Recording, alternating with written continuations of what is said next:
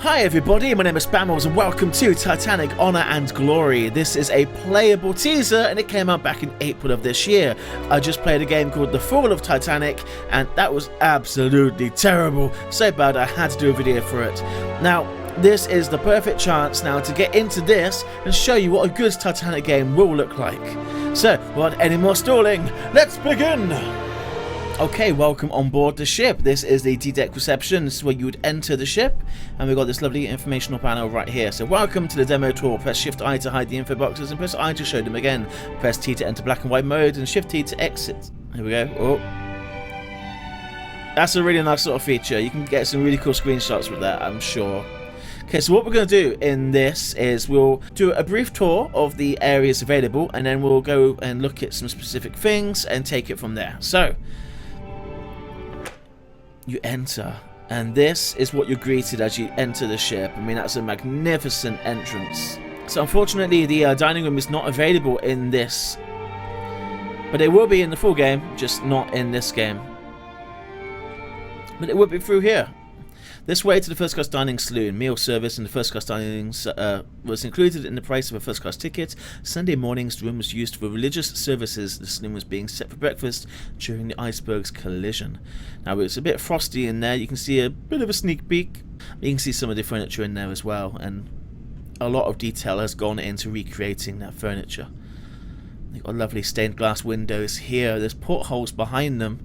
That brings in the light. But then during the night time, there'll be electrolytes hidden behind the window and in front of the porthole to illuminate them. The detailing is immense. And there's a nice little chandelier, a glass bowl type chandelier. Not one of the crystal beaded ones. They're on A deck. Look at that. And some of the more astute viewers out there may remember this scene from a classic game called Titanic Adventure Out of Time, where Mr. Isidore Strauss had lost one of his cufflinks and he wasn't quite sure where. Oh, we found a cufflink! We must return the cufflink to the purser's office. He was quite upset about it. Zoom! Yes, can I help you? Wonderful. Mr. Strauss will be quite pleased that I found his cufflink. I shall deliver it at once. I'm just sure his gratitude will be reflected most generously. Well, I do say we are terribly good people. Yes. Right, on with the adventure. Got a lovely piano here. Steinway pianos. I think there was 5 on board. And each one was hand decorated by talented Harland and Wolff artisans. Steinway, they'll just provide them as empty shells. Ready, like a blank canvas, ready to be etched onto. And then around the back of the stairway is the elevators. Sadly, there's no cars to call just now, and it's a bit dark in there to see, but if you turn your brightness up, you can just about see kind of the interior walls of an elevator shaft. A, B, C, D, E deck. Of course, the lifts did not go up to boat deck, so if you did have mobility issues, you had to kind of just deal with it. Not very PC, really. So we go down to E deck. There's a nice clock there, and there's a... hands are missing. I'm sure they will come in a future update. Look up. What did it mean? Oh my god. Look at that. That is a sight to see. And in such detail, we've got a glimpse of the dome of the grand staircase and all of the decks above. I cannot wait to explore this game fully when it's available. Moving onwards. Locations in this direction include alternate first, second class cabins and the second class staircases. Now this is the other thing, this game, every passenger, their cabin, you're going to be able to go visit their cabin, their information's going to be in it, so you're not just going into empty bedrooms, empty cabins, you'll be able to learn. This is so photogenic, you could take so many screenshots. So we're going to go down to F deck. Say goodbye to the lovely music of up above. F deck is the lowest deck of the grand staircase. There are no first class cabins on this deck, and apart from the floor of the squash court, no first class facilities below this deck. This way to the plunge bath. A watertight door is beyond this door, but we can't go through. Swimming pool is inaccessible in this. What we can do, and that isn't a texture area, that's how it was. Look at this. Now this is the Turkish baths, and this is stunning. Oh, we've got a thing on the wall. Weighing machines used by passengers to compare weights before and after sessions in the baths to see if they were able to sweat off any weights. There you go. You can't crouch on the demo. I'm sure you can on the full version, but it'd sit on there, and that little doodad there has the weight on it. Now, the thing is, this room on the wreck, with exception to the sun loungers, well, they're still there, they're just missing their cloth, but this room is nearly perfectly intact. The lanterns are still there, albeit hanging a bit lower. This wall tiling is all perfectly intact.